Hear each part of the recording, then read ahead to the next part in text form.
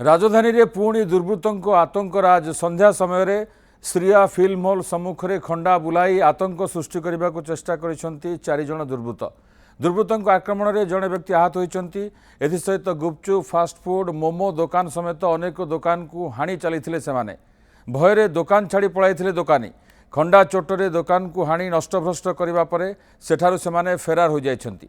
घटनास्थल में पीसीआर और खारबलनगर थाना पुलिस पहुंची स्थानीय लोकों को पचराउचरा करुछि। किए से व्यक्ति जनापड़ी नहीं सीसीटीवी जांच सह दुर्बृत्तों को धरने चढ़ाऊ जारी रखी पुलिस। सूचना अनुसार 70 टंका एभली आतंकराज खेलाई 4 जण युवक।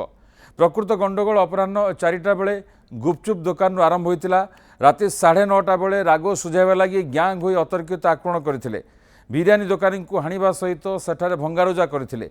दुई हाथ में 2टी खंडा धरी सेठारे आतंकराज सृष्टि करथिले दुर्बृत्त माने। आभेंजर और स्कूटी नहीं 4 जण आसिथिले बोली जणापड़ी। फेरार दुर्बृत्तों को धरने पुलिस विभिन्न स्थान में चढ़ाऊ करुछि।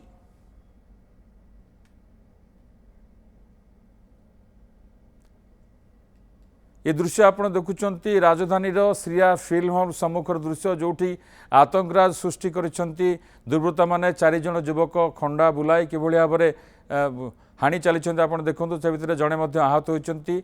दुर्बृत्त आक्रमण में जी आहत होती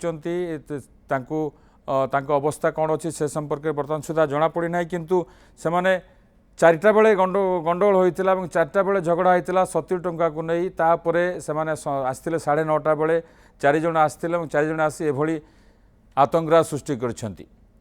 गुपचुप दुकान आरंभ होता गंडगोल राति 9:30 बेले राग सुझाइबा लगी ग्यांग होई अतर्कित आक्रमण करथिले।